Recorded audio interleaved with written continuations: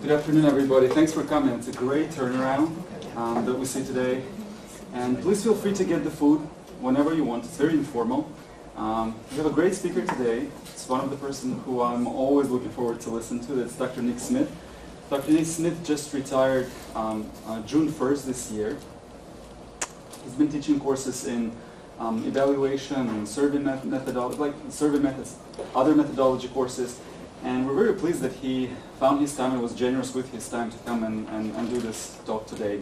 He'll be talking today about networking, topic relevant to everybody. So, Dr. Smith, thanks so much for coming, and without further ado. Thank you. Thank you for coming. I know you're here for the food, but while you eat, got a couple of slides to show you. So I'm glad everybody can show up. Can I ask a quick show of hands in terms of who's here? How many of you are doctoral students? How many of you are master's students? CAS? Here for the free lunch? Okay. Good. Well, often students have the notion that professional associations and annual meetings and so on are for doctoral students. Part of what I want to talk about today is the full range of resources available to you, and the importance, particularly for master's students and CAS students, for anybody working in professional areas, of knowing about professional networks, professional associations, and so on. Doctoral students often get exposed to this as a part of their research and presentations. There's a lot of utility for all range of students, master's students, and so on, engaging, and I'm going to try to quickly go through some of that without talking too long. Okay, so what I want to talk about, several categories. Just networking, meeting people, connecting, and how important that is. Professional development. Professional societies and associations are the primary provider of professional development across most professions. So if you're going to work within a profession and you've got to keep up, this is the primary avenue you're going to use over time for doing that. Sharing work with others, both to improve your work, to find colleagues, to learn what they're doing, and so on. Leadership opportunities. If you want to be king someday, this is how you get started. Much of this comes through associations and your involvement in those associations. I'll talk very briefly about how to work your way up. Employment. People can get jobs and do get jobs through these associations. These associations have ways of helping you identify, interviewing at meetings and so on, so that you can actually find jobs through these associations. And almost all of them have student groups where you can hang out with other students who are in a similar situation.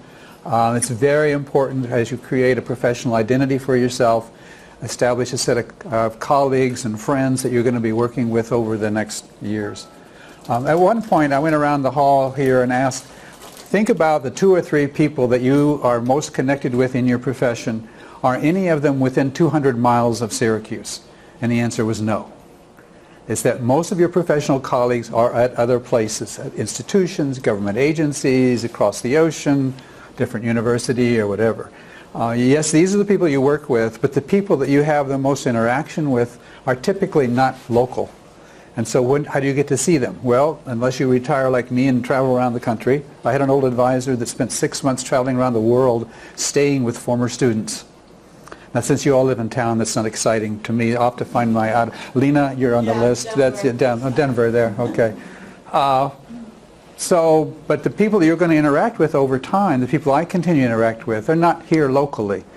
When do I see them? I see them at professional conferences and meetings and so on. So this is a really important resource for you at any level. Clearly, in terms of networking, just having a membership means you're on a list, you get mail, you get email, you have access to all kinds of stuff. And it's at the conferences where you typically meet people. I remember the first conference I went to as a doctoral student. I went with my advisor, and I had the schedule laid out, and at 10 o'clock I'm here, and 11 o'clock here, and 12 o'clock there. He said, what are you doing? I said, well, I got to go to all these sessions. He said, that's not what you come to a conference for. He said, you come to a conference to meet the people. So there are a variety of reasons that you come, and it's not simply to sit in the sessions. Yes, there are some sessions I want to go to. I go because, I'm interested in that, I'm working on that topic, I want to meet those people. I go to another session because I'm not working on that topic. I'm just curious, what are people doing in that area? I'm window shopping. I don't want more than 20 minutes of knowledge. I'm not going to read books and chapters. I'm just curious, what are they doing in those areas? This is where I can sit down 20 minutes, I can listen to it, and so on. Most of the people that I want to spend time with is going to be in lobbies, bars, and hallways. For years, I was involved in a professional association and picking the venue. Are we going to Denver? Are we going to Spokane? Where are we going to have the next meeting? Part of what they worry about, of course, is sleeping rooms. We're having 2,000 people. They've got to have a place to sleep. Do we have a hotel big enough? And so on. The most important part is, where are people going to hang out? If there are narrow lobbies, there's no cocktail place, there's no bar, everybody leaves the site because they and their friends go down the block to a restaurant and have dinner together. And you want them here at the conference. And that's why typically you want very large hotels with lots of meeting space so that you can go down the lobby and you can just sit and wait for your friends, that you can hang around and talk, and then you can go out and have dinner. The reason most associations have lots of receptions is like people like to drink, but also that's where you're going to meet people. So if you're going to AERA, the School of Ed will have a reception. That means all the past faculty and the past students that were in the School of Ed come back to the conference. They know to show up down there, see who's there, meet old friends, and so on.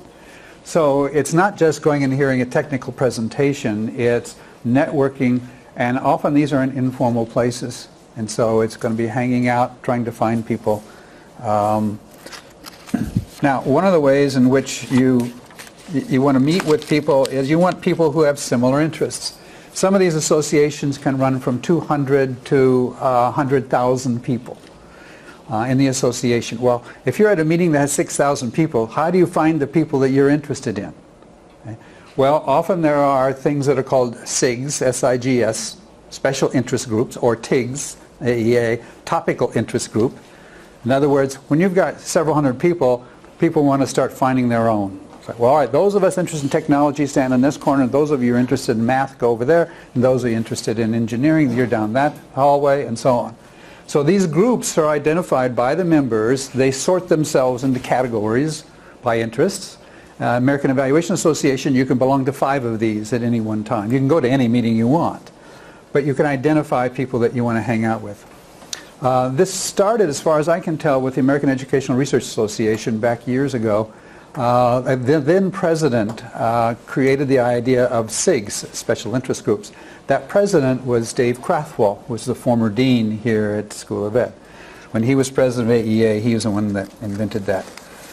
One of the things you do at conferences is you go to see people that are that you've heard about and that you have not yet met. So at one point, for example, I took my son to see B.F. Skinner. He was sitting at the end of his talk. He sat at the front of the room in a chair. He was an old guy. All the students sat on the floor in front of him. There's a picture of Jesus with the followers sitting at his feet. B.F. Skinner was sitting there. His mostly students were sitting on the floor, and they were asking him questions, and he was interacting, and I took my son along. Now, my son was only 2, so I don't think he remembers seeing B.F. Skinner, but he did actually see B.F. Skinner at one point. I've gone to lots of meetings where I don't know the people, but that's a famous person. I've read some of their stuff. I get to see them talk, and so on. So you get to go see who these people are. You go to the cocktail hour, and Jing knows everybody, and she will introduce you to these people. And that's how you can then mix more connections with individuals. Okay, so there are lots of ways. There are, at these conferences, we've got, the publishers put up book displays. You can get discounts on books, so you can see rows and rows of various books. You can spend lots of money doing that. Cocktail hours, receptions, all kinds of opportunities for meeting with people. All right, professional development. This is the kind of stuff you can get from professional associations. Newsletters, websites with all kinds of information. Many of them put on workshops. These are online workshops. These are in-person workshops, webinars, notices about publications, about opportunities, about grants, about jobs that come out. reports and books that are available. The larger places have their own journals. The larger associations have their own journals. You will join the association, you get the journal. We don't get it for free because it's part of your membership, but you get the journals. You can get discussion groups that go on online, the various listservs, the TIGs and the SIGs, and local practice groups associated with this. So a whole lot of professional development goes on. There are professional development programs that associations put out. And if you're really interested in this, you can get involved to be on the committee to develop the professional development for the association. So you can set up the kinds of workshops you would like to go to. So an association like this is a very key source of all kinds of information about how to keep up on the profession, how to know what's going on, and so on, how to scan a lot of that. I scan a lot of the stuff I get for the American Psychological Association because I'm trained as a psychologist. American Association for the Advancement of Science because I'm interested in lots of scientific issues. I have never been to the AAS conference. This is the physicists and the biologists and all those kinds of people. Science is the one primary journal they put out. I often use stuff from Science because I'm sort of a science voyeur. I can take stuff from biology. The trouble with Science as a journal is that I don't even understand the ads in terms of what they're selling. I don't know why I would want to buy a genome sequencer. Somebody here probably knows what to do with one of those. I wouldn't know where to put mine. Okay. But there are still very useful things in that journal that I'm interested in. So there are certain journals, certain publications that I scan a lot. The American Association for Advancement in Science also puts out newsletters on governmental policy related to science and education and funding. And that's where I track what the federal government is doing. And I'm involved in it. I don't do much. I just want to know what's going on because I consult with, for example, the National Science Foundation. I need to know if they're getting more money or less money this year, if the Congress is going after them or supporting them. I just need general information. I can get that off quick perusal and so on. So you go through these and you pick different sources of information from different associations. I belong to, I don't know, 4 or 5. How many of you belong to at least one association, professional association? Good. 2? 3? 4? I got 4. Do I have 5? 5? Might. Yeah. You might. You don't know. Somebody's getting all your money. All right. This is also where you hear about presenting at the annual conference. If you've not done this, the deadlines will be posted. They'll also post grants. The American Educational Research Association, the deadline was day before yesterday. You just missed it. $25,000 for dissertation grants. You didn't know that? There's your money. There's it. Now, again, you've got to apply for that a year ahead by the time it goes through the process, which means you've got to join now, watch this stuff, know that they're issuing grants, get your proposal in, and so on. Okay, so this is a long-term investment. There are reduced fees for students typically on these associations, so you're not paying the full fare. But with 5 associations, it's not cheap. Some are more than others. And local practice groups.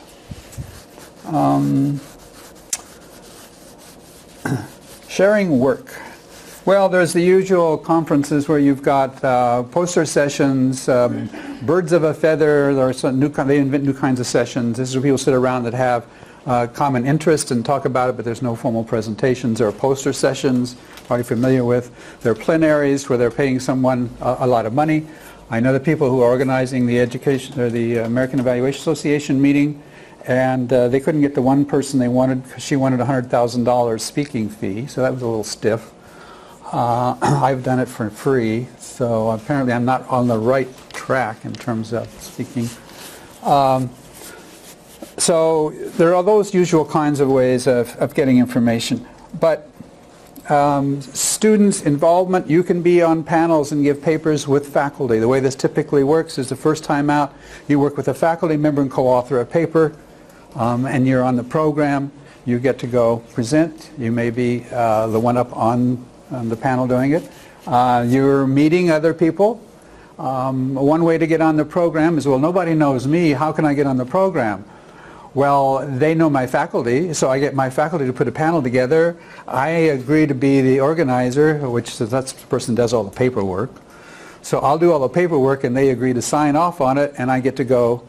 And if we want to see Ms. Dr. Famous from Utah, we'll invite her to be on the panel.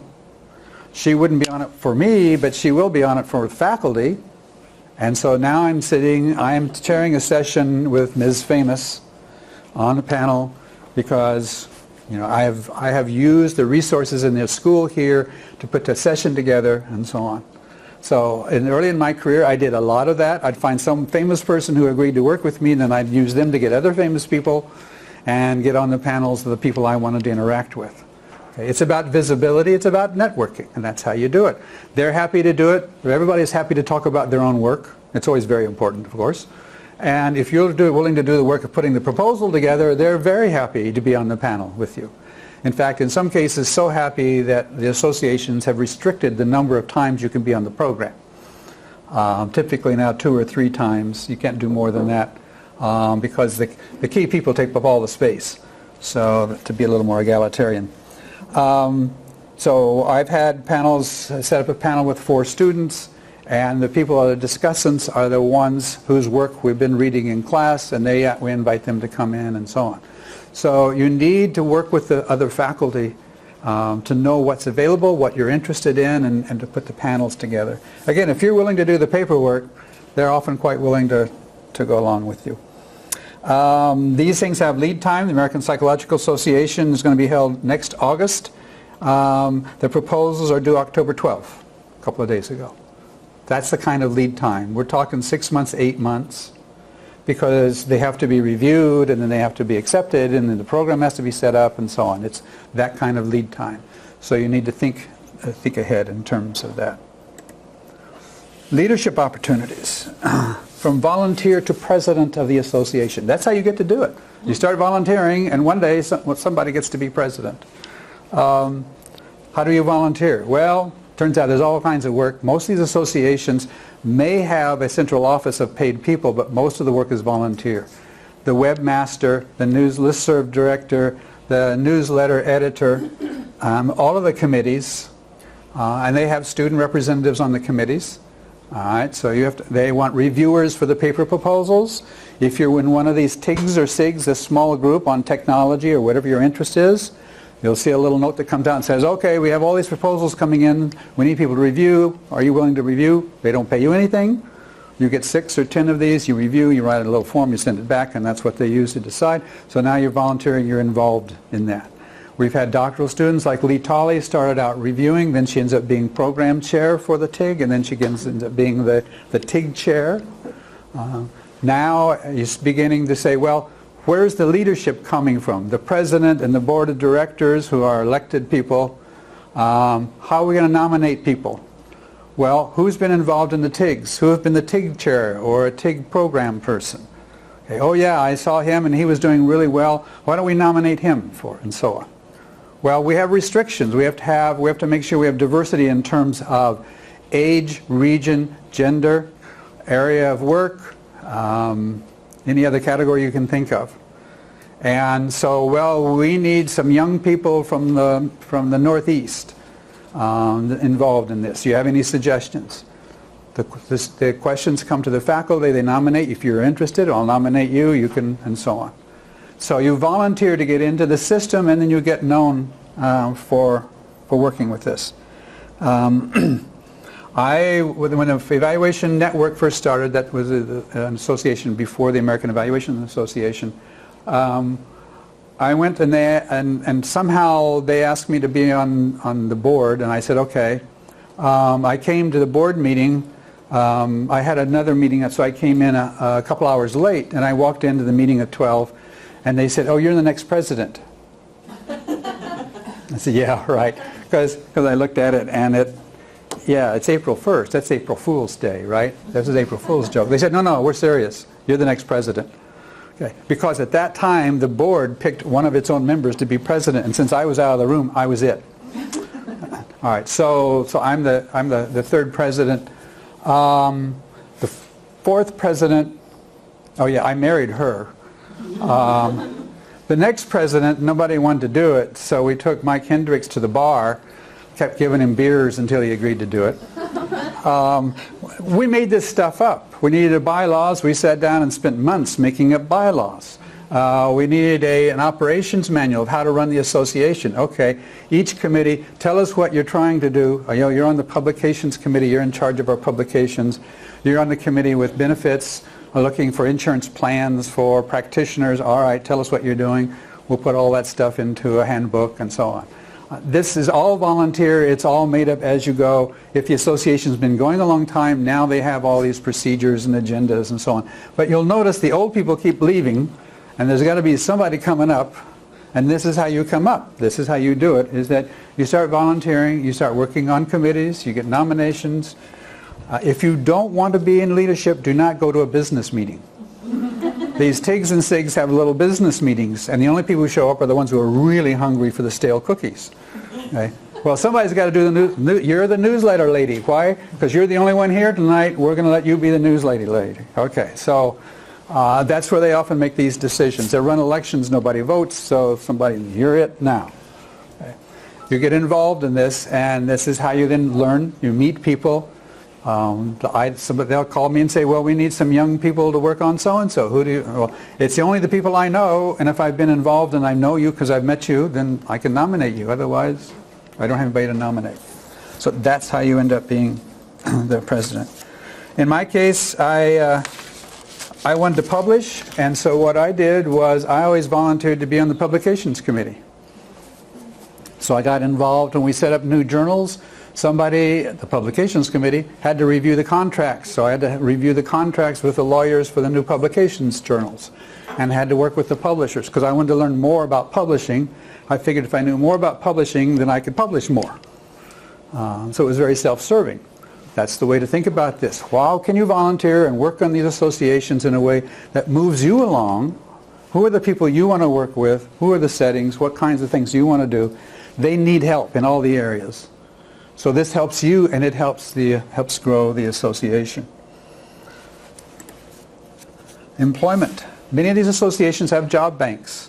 When we listed the faculty position that we had, we sent the announcement, since it was partly evaluation, we sent the announcement to the American Evaluation Association. We sent it to other associations. They post them. If you're looking for work, you can go look at the job bank and identify it. Often people do interviewing. The School of Ed interviews at the American Educational Research Association because that's where most of the faculty go. People go lots of different places, but that's the one place probably where most of the School of Ed faculty go. And potential candidates come. So are you going to be at AEA? Okay, yes. Well, we're looking for a position. You've applied. How about we interview? And so you can do job interviews at the association. And if you're looking, you can go to the association to find candidates. So it's a very important link, both online. There are job banks, there are job services, there are placement services. The American Psychological Association runs an ongoing how did you get that job webinar to help psychologists figure out if they're not going to be academics. There are lots of other places that psychologists are employed, clinical settings, R&D settings, and so on. And so they run a whole series of webinars helping students and new graduates figure out how to get new jobs. So it's a source of identifying jobs, of interviewing, and so on. Student groups, you're going to meet people. You get travel support. Often there are discounted rates for students. Conference roommates. Typically it's expensive. You're going to stay at a hotel. People can pair up and save money that way. There are often entry-level positions. Some associations are encouraging more students to be involved. The American Educational Research Association, 30% of the members are students. 30%. That's roughly 8,000 students belong to AERA. If you're interested in education, educational research, or any of those groups on there, you should belong to AERA. And you won't be alone. There's 8,000 other students there. Okay, so this is not just for the old people like me who want to go to Cincinnati, or actually I'm going to Cleveland next week. It's Cleveland. Okay, and they often have special programs for students. Okay, so let's talk a little bit about the associations that are available, and then we'll end up with the important questions. How do you get the money to get there? Okay. How are we doing for time? Okay. So I'm going to go through and I'm going to give these PowerPoints to Yuri because I've got all the web links here. So if you're interested in any of these, you can get a copy of that, and then you can click through and you can get to the websites of all these associations. My area, as you may know, is principally evaluation and evaluation research. There are lots of different associations. American Evaluation Association has about 8,000 members with 59 TIGs. There are about 3,000 people going to be at the conference in Cleveland next week. American Educational Research Association, 25,000 members with 12 divisions and 160 SIGs. APA, 115,000 members, American Psychological. It's almost 120,000 people, 54 divisions, and they have about 12,000 people at a conference. Now, how do you meet anybody? Well, how do you not meet anybody at 12,000 people? But how do you meet the people you want to meet? Well, you've got to call ahead and say, I'll meet you in the lobby at 6 p.m. And of course, you were the only person out of 12,000 that had that bright idea. So you've got to still sort through 300 people in the lobby, but at least you know where to meet and so on. So you've got to make arrangements ahead of time, especially if you're going to meet your friends and so on, because there's just APA will have 4 or 5 hotels in downtown Chicago, and they'll run a bus service just for the conference. Because how do you get 12,000 people? No one venue is big enough. If you've got a big convention center, then typically you can do that. So Atlanta, New York, Chicago, places like that that have massive convention centers, you can get most of the meeting there, but you still can't get all the people there. So they're all living off-site. So you've got to make arrangements on these people. The conference program, the American Evaluation Association next week in Cleveland, there are 700 sessions, 700 presentations. And so they'll run from roughly 7 to 7, roughly, 7 a.m. 7 p.m. So you've got to look ahead and decide, there are 20 things going on at one time. So I can't go to all of those. So how do I pick which ones? Well, now they've got web apps so that you can run through and figure out where you want to go next. Of course, the software never works, but anyway. So us old people insisted on a program so I can look it up and see what room it's in and get there. But I've got to get up. I set out my own schedule so I don't miss the people I want to see, that I don't miss the sessions I want to be at. And oh, by the way, I'm giving a paper, so I better make sure I show up at that one at the right time in the right place. We've had people not do that, and so that's a bit embarrassing. Yes. Well, personal stories will come later. But the program's the size of a phone book, and online as well, and accessible with an app and so on. But that's why the TIGs and SIGs are now so important, because I'm not going to read all 700. I'm going to figure out what are the categories or topics. I'll sort through the people I want to see, and so on. And so I have to work my way through this. So it takes some preparation and you come back exhausted. Where you're just sitting all day. How can you be exhausted? It's hard work sitting, I tell you. So here are some of the places. This is the evaluation. American evaluation, Australian, the New Zealand, the Canadian, European, the United Kingdom, and those are sort of some of the earlier associations that started developing an evaluation. African Association, the Brazilian, the Ghana Association, the Sri Lankan Association, and so on. The first one on top, the International Organization for Cooperation and Evaluation, is a world group that its members are these groups. So it's a group of groups. And they list 130 what they call VOPs, Voluntary Organizations for Professional Evaluation. So around the world there are 130 different associations, and they're all, a whole lot of them in Africa and Asia, throughout the world, you can imagine. These are some of the major ones that have the biggest membership at the earlier start and more resources. But there are places all over the world that are involved in measurement and evaluation and assessment, program development, and so on. And all of those you can access right through and all the information right through the IOCE.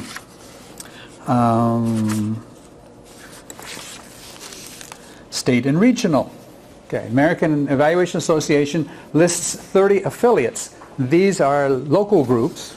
So there's the Eastern Evaluation Research Society. This is probably the oldest evaluation society in the world, as far as we can tell. It actually started about the same time as the Evaluation Research Society and the Evaluation Network. Those last two merged to make the American Evaluation Association in '86. So this is probably the oldest one. The Michigan Assessment, Michigan Association, the NICE, the New York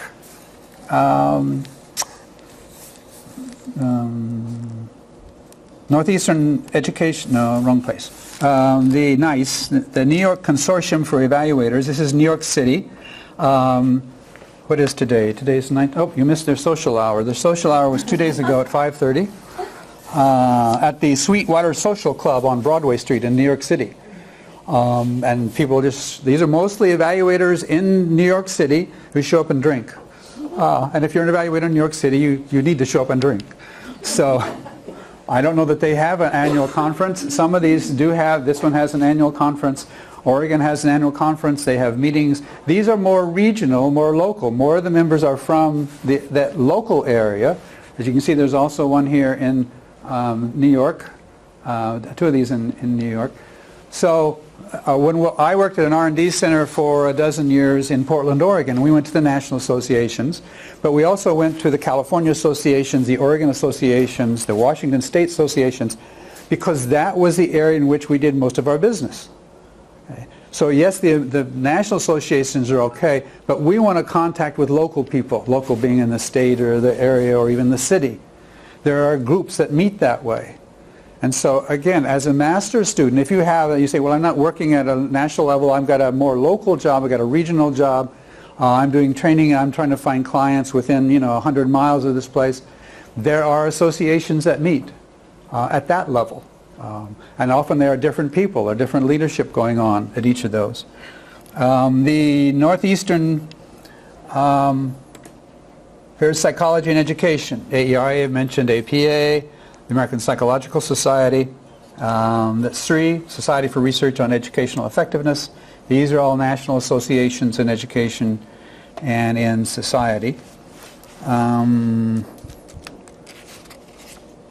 The Northeastern Educational Research Association, so that's not a national one, that's a regional one. They're having their conference today in Trumbull, Connecticut. Okay, so again, there are regional associations or state associations under AERA. Now those are not SIGs. SIGs are members that get together at this association, but there are other associations. Okay, and you can obviously belong to 2 or 3 or 6 of these if you want. So you might belong to a local one because of your local interest in local business, and you also belong to a national one, and so on. Instructional Design, Learning Technology Training. This might be of interest to some of you here. These are some of the major associations. Association for the Advancement of Computing and Education. And they have conferences, the eLearn, the EdMedia, and the Cite. And so there are different citations for each of those. Tiffany and Jing and Moonhyun, Jason, they know these better than I do because I work more in evaluation than I do in these, but they work across these associations. Here where they give papers. Here you might want to go meet somebody famous. You've missed Skinner, but there are still famous people, and so you can identify. AECT, Educational Technology, and they have divisions of design and development, distance learning, emerging learning technologies, and so on. If you're not familiar with these, start out with the websites, look at what's going on, find out from other students which one they belong to. How many of you are planning to go to a conference that you know of already? Okay, a few of you. How many of you are giving papers? Okay, good. See, those are the people you want to talk to about.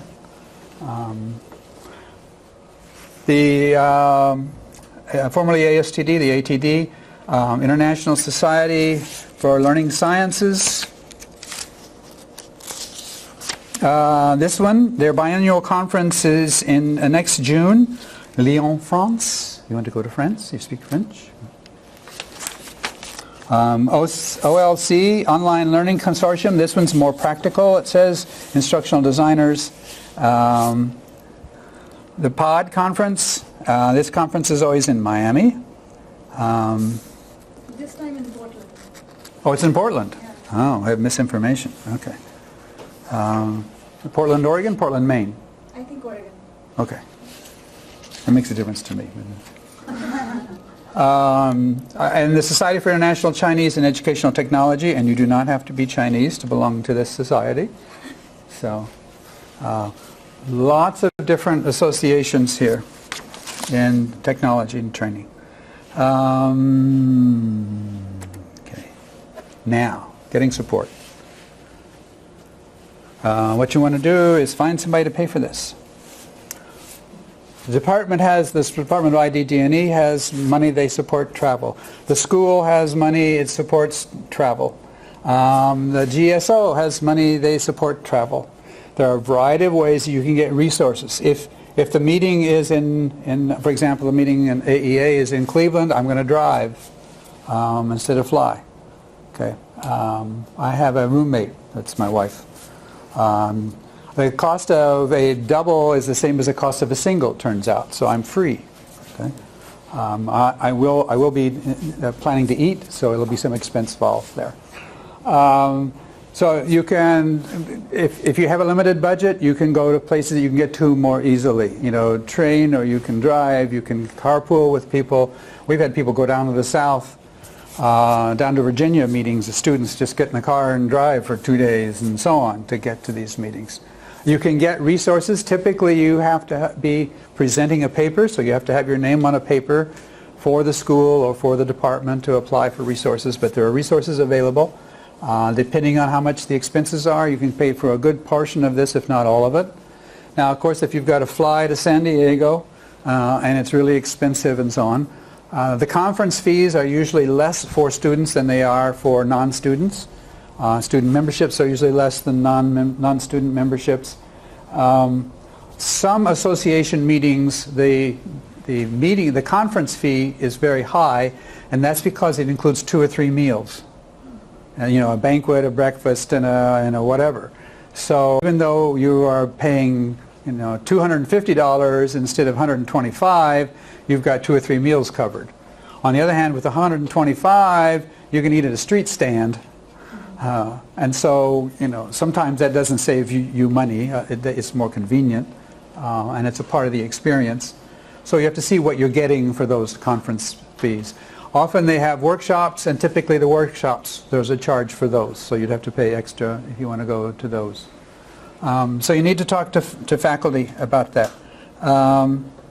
Sharing rooms, getting student rates, driving the conference, and so on. And associations have travel awards for students. The American Evaluation Association and EERS, you submit a paper proposal, and if you win, then they give you $300, or they give you free membership or whatever. And so they're trying to support students that don't have as much money. So there are ways. Don't let that stand in your way. There are ways to work around this. The ways that you can get the resources to do it, and particularly when they're in this part of the country, these things are cheaper to get to than, say, if you're going to San Diego, someplace where you've got expensive flights or whatever. There are conferences if you're really interested. New Zealand puts on a very nice conference in evaluation. Been to that one. The one in London, nice conference. Canada, often we can get into more cheaply, so you can drive across the border. We're close enough to that. So there are lots of options here. Okay, questions? Lots of associations, both regional and national. Resources are available. Even if you don't go to the meetings, just a membership, you've got access to all kinds of information, training workshops, jobs, and so on. Okay? If you continue to work within any kind of professional venue, the people you are networking with, you know, the dentists have a dental association, the physicists have a physicists association, the insurance people have insurance meetings. You know, everybody does this as a way of professional networking and so on. There's a reason for this. It helps support your career. It helps make you feel less lonely. If you're the only one of your type in your community, you feel pretty isolated. But when you realize you belong to associations of only ones of your type, okay, that's where you make your professional connections. So it's where you have people that you interact with. And with the internet, it doesn't make any difference if whether they live down the hall or downstate. You're still pretty connected. So I really encourage you to, figure out at least one or two of these and start getting involved in these and so on. In almost all cases, it's worth the investment for you. Outside of publishers, what type of vendors are often at these types of conferences? Well, it depends on the conference. If you're a medical conference, you can buy all kinds of stuff, okay? If you're at a gun conference, you can buy guns. No, I just mean there are products, let me put it that way, depending on the association. So American Educational Research Association, there would be training programs, obviously books, journals, that kind of stuff. You get all this stuff in the email, but it's another thing to go through the table and look at the books and see, if you really want to buy that one or whatever.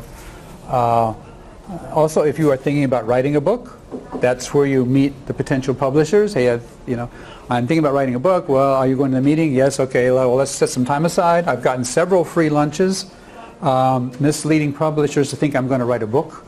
And they take me to lunch and we talk about my book and it never gets written, but, I had a nice lunch. And now I just call that publisher and check on how her poetry is going, because she's a very successful publisher who would like to publish her poetry but can't get her poetry published. So now we get together and we don't talk about publishing, we talk about her poetry. So there are lots of these kinds of connections, products and so on that are offered, and lots of free pins and flash drives and sticky pads and stuff like that. Yes? Yeah, as you talk about this association, one thing that comes to my mind has to do with, building your own credibility in terms of how many of these associations you kind of get yourself involved with, especially for a person who has maybe want to follow the career, maybe a Ph.D. or maybe getting a job. How important is in terms of how many associations you are connected with, kind of make you credible. Right. Important in terms of the normal, or it just being a part, or maybe playing some significant role also? Well, if you look at people's resumes, they'll often say, professional associations, and there are 6 or 8 or 2 or whatever. Well, you realize all that means is they send a check, because that all it takes to join an association is to send them the money. Well, assuming you match whatever criteria they have, but that's typically fairly minimal. So anybody can join the association, so that doesn't mean a whole lot that you've got 6 of those. Now, if the important thing is, are you at the ones that are helping you? Okay, that you have an interest in, you find the right people to talk to, that you're getting something out of. So it's not how many you have, it's which of those. Now, if you've got the money, so I belong to 4 or 5 or something, that's because I have an engagement in several of those. I use them for different things, and I got enough money to, it's a substantial amount of money, but I've got enough money to afford. It's not I'm not starving to join an association. Okay, when I was a student, I didn't belong to but 1 or 2. Okay, so now that I have more resources, I can belong to more of these.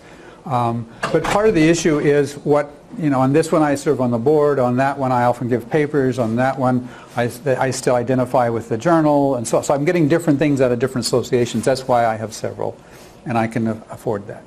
And as you go through your career, you might spend a lot of time with this association and then move on, and it's interesting to see that in some associations the past presidents don't show up anymore. They're off doing something else, and then they're now involved in some other association. So over time this changes. So I would say just start with the ones that you feel you're getting something out of. What it does show, if you had nothing down and you came to a job interview and you don't know anything about associations and you don't belong to any, we're thinking, what are we thinking?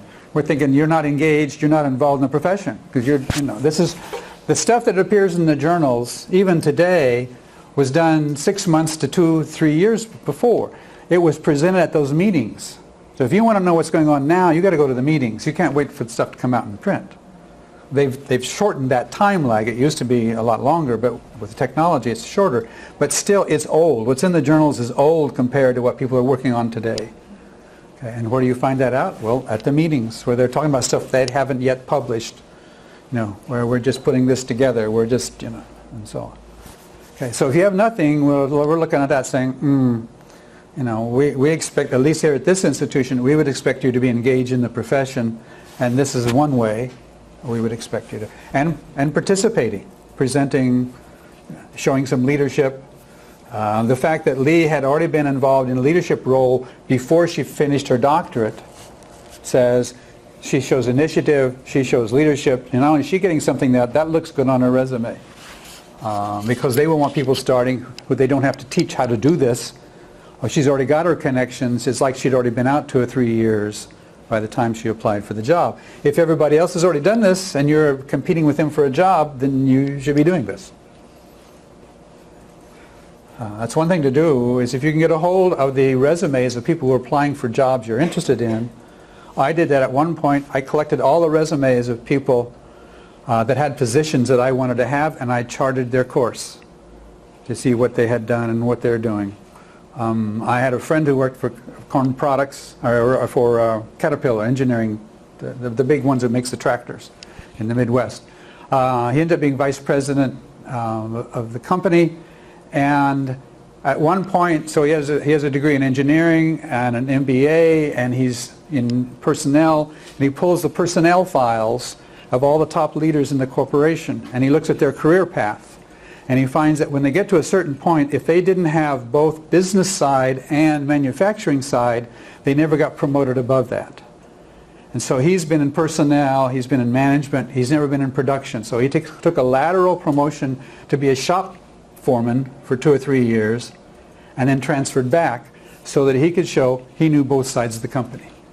Because he knew at that point, they would say, you know, you don't know that half of the business. We don't want you in charge if you don't know that half of the business. Okay? So, and I've done the same kind of thing. You know, what strategically do I have to look like? I worked at an R&D center. I wanted to be a faculty. Well, they'll want me to teach. And although I've given lots of workshops, I've never taught a course. So I went out and taught courses at 2 different universities as an adjunct. I didn't need the money. I needed it on my resume. So when I applied here, I could say, see, I taught, no student died during my class. So I'm safe. You can hire me. Okay? So you have to be strategic. You have to understand that you're the profession you're in, how the decisions are made, and how these things help you. How do you learn that? That's back to the networking and the talking and so on. You've provided us with a lot of reasons why to join these different organizations and the value of going to these conferences. In your years of experience going to these conferences and also presiding over them, are there some suggestions that you would make to first-time conference goers of mistakes to avoid, like easy things to address and know going on? Well, some of the conferences, AEA, AERA, and so on, have initial meetings. First-time conference goer, you check that on their form, and they'll say, well, come here and we'll tell you how to do this conference. You know, here's where to go, here's how we do these things, and so on. I just saw an ad for the American Evaluation Association. They have a buddy system, an international buddy system. So somebody that's coming to the conference, and I think about almost 20% of the members are international. That is, I don't mean ancestry, we're all international ancestry. I mean they are international citizens, they're not U.S. citizens. And so they will identify and hook them up with someone who's domestic, who's been to this, as a buddy system for the conference. All right, here's what we do, here's how we go. Should I go to a reception? I didn't go to school there. Am I allowed to go to the reception? Yes. Okay. Should I go to the cocktail hours? Why would I do, you know, and so on. You know, if you haven't been to these kinds of meetings, you don't know how to do that stuff. That's why you tag along with your faculty. And if you don't have faculty, often the association has ways of helping you do this. Yeah. If you go in for a day and present your paper and come home, you don't get much, because you already knew what was in the paper because you wrote it. So you didn't even learn that. So the longer you can sort of hang around and see the social stuff, go to the business meeting. Just keep your hands down so you don't volunteer. But you know, see how the place is run. What, you know, how they do the budget. You know, how is this place? How do they make decisions? Who's in charge of what? Who do you feel compatible with? Who do you feel you fit in? You know, there's my people. That's my pod. Those are the people that you know, and the rest of them. I've been belong to the American Psychological Association. Well, I'm a lifetime member now, so I don't know, practically all my life. And And most of it I ignore because it's not, I mean, it's a very big association with lots of things that I'm not interested in. I'm there for the few things that I'm interested in. And that's true of all of us. May I add something? For some of the big conferences, they have groups for graduate students, for AELA, for example, or for NARS, Nation Association for Research and Science Teaching. They have different groups for graduate students. And in some of those big conferences, they have different tags for newcomers, like for the first-time comers, and like some activities for those newcomers as well. I don't know the latest figures, but the American Evaluation Association traveled around East Coast, Midwest, West Coast, Midwest, East Coast, and so on. And the bigger you get, the less you can do that because if you get 12,000 people, you can't go to lots of places. They don't have the facilities. But if you've got 3,000 or 4,000, they're most of the big cities in the country. And the reason for rotating like that is that it's cheaper for like Cleveland I can drive to, San Diego I got to fly. Okay, so if they sort of rotate, then it's sort of I don't have to pay as much every year to go to these things, which means I'm more likely to go. Secondly, at one point AEA, 20% of the people at a conference each year were new people, which means they came because it was in Cleveland, but they didn't come again. So from the association standpoint, we want to make this as appealing, as easy, and so we're very interested in new people because we want you to be old people. Okay, so we want to help you find your way around, figure out how to do this, come back next time, and so on. Because there's a high sign-up rate when it's local, and that drops off for lots of different reasons. But from the association, they want to retain members. So yeah, they are interested in helping you do that. Is there any rule of thumb when there are concurrent sessions and you want to attend both or three of them? So how do we choose? Well, yeah, you need to know the association and the people, and you can tell how important people are by how big the room is. So if there's one speaker in the ballroom, they must be paying this person quite a bit, and its skills can, it may hold 500 people, and it's still standing room only. Or they've got that person now stuck in a room that holds 50, and there's 75 people. So literally, people are sitting on the floor. They're leaning against the walls, they're in the doorway, and you got there 5 minutes late. If you didn't get there 10 minutes early, forget it. You're not getting in. And so you can, like that, but it's... So famous people have draws, because people want to see B.F. Skinner, and so they fill up, so get there early, and if they're in a small room, get there real early. The plenaries are usually open enough to people. So if there are 2 or 3 things going on at the same time, you try to sit at the back of the room and then leave. Now you can sit up, so Chris, you don't like this, you can get up and go, that's okay. And that is okay. That's considered appropriate behavior, at least with all the conferences I've ever been at, because you can't go to everything. And you've got to go get ready because you've got to put your PowerPoints up because you're going to speak in 10 minutes. All right, so there are lots of, or you got to go pick up the babysitter because your wife's now going to the next session or whatever. So yeah, that's not considered rude behavior, and the reason you're at the back is just easier to get out. But it's quite okay for you to get up and leave whenever, or to come late if you're the last one. You come over to this one, and you look at the program, and Yuri's speaking first, so I'm going to see his, and then I'm going to cut out because I want to go over here and see so and so is speaking last, so maybe I can get to that session. Now, if you're at 5 hotels with a bus, you're not going to do that unless they're down the hall. Okay, so. But that that's entirely appropriate to move in and out like that. And typically there's some time for discussion. Some associations have more time, others don't leave much time. And there's usually someone at the desk up there saying 5 minutes, 10 minutes, shut up and sit down. I often get that job, shut up and sit down. Because people talk too long. Yeah, and then usually the conference will have a system where you can contact people.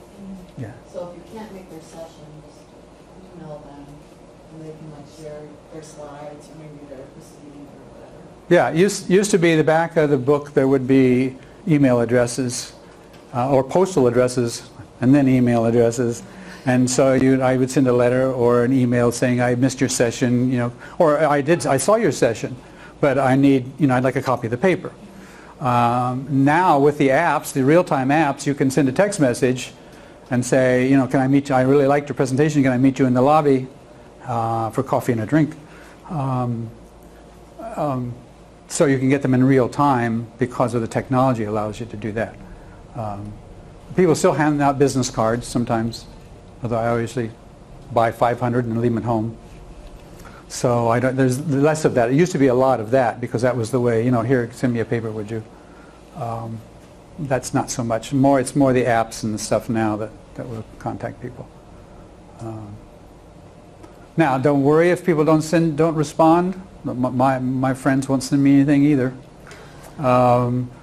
They're busy. And I still have. So I'm going to Cleveland next week, as I mentioned. We made arrangements to meet with one of our colleagues.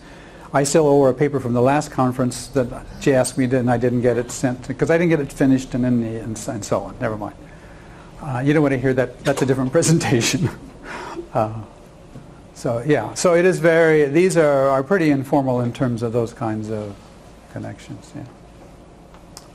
How practical and effective it is to group people. Like, for example, go with a group and then ask people to, you go to this presentation, I go to this one, and then we meet in the lobby and discuss what happened. Is it practical and effective? Yeah. I mean, if you can do that, I mean, some of you have experience doing that, I was never that coordinated, but yeah. No, students that are going together have shared interests, then it makes sense because you can't get to everything. It's easier to do that. Not much downside, yes. These organizations have a lot of social media presence and marketing. Are they trying to recruit more of their members to participate in social media? Yeah, and some of those older people aren't as happy with that. They got a new firm that ran the conference for the American Evaluation Association. The first thing they did was get rid of the paper program. But the technology didn't work. And you couldn't find, there are multiple ways you find people, and if you can't sort it, and if the phone doesn't work, I mean, then you're walking around the halls. So they've helped the technology, but they've also gone back to doing paper programs and so on. So part of it's generational, part of it's technology, and part of it depends, of course, on the nature of the association. I assume that the tech associations probably have a lot more tech than the non-tech associations. So, yeah. Yeah. That question brings me to your own experience. Most of these organizations that you've been part of, they are probably that you listed, they are more like within the U.S. Have you had experience, with international organizations where you have to travel maybe to Africa or Asia?